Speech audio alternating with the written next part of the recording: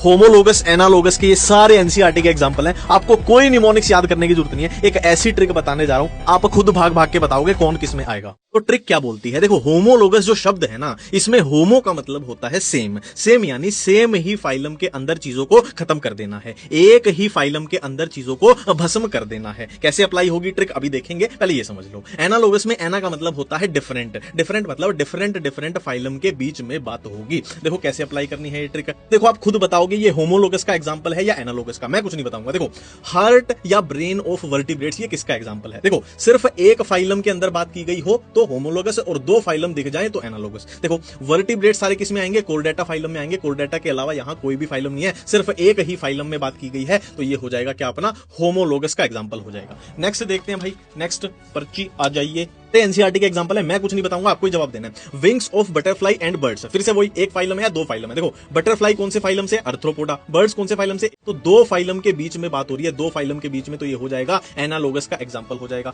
Next आपसे पूछ लिया जाए, देखो एनसीईआरटी का एग्जांपल है फोर लिम्स इन मैमल्स। अब मैमल्स यानी कोर्डेटा फाइलम के अंदर बात हो रही है, कोर्डेटा के अलावा तो कोई भी फाइलम नहीं दिखाई दे रहा, तो एक ही फाइलम के अंदर बात हो रही है, सिर्फ कोर्डेटा, तो ये हो जाएगा क्या, होमोलोगस हो जाएगा। नेक्स्ट देख लो भाई, आई ऑफ, अबे यार पर्चियां दुखी कर दिया मेरे को, ब्ला। अब नेक्स्ट देखो, आपको खुद जवाब देना, मैं कुछ नहीं बताऊंगा, ठीक है। और जाके चेक कर लेना, पूरी एनसीईआरटी आपकी याद हो रही है इससे, ठीक है। Eyes of octopus and mammals, फिर से देख लो फाइलम कितने हैं। ऑक्टोपस कौन से फाइलम का, मोलस्का एक फाइलम, ये हो गया। मैमल्स कौन से, कोर्डेटा फाइलम के, तो एक अलग फाइलम एक अलग फाइलम, दो फाइलम के बीच में बात हो रही है, तो ये हो जाएगा एनालोगस हो जाएगा।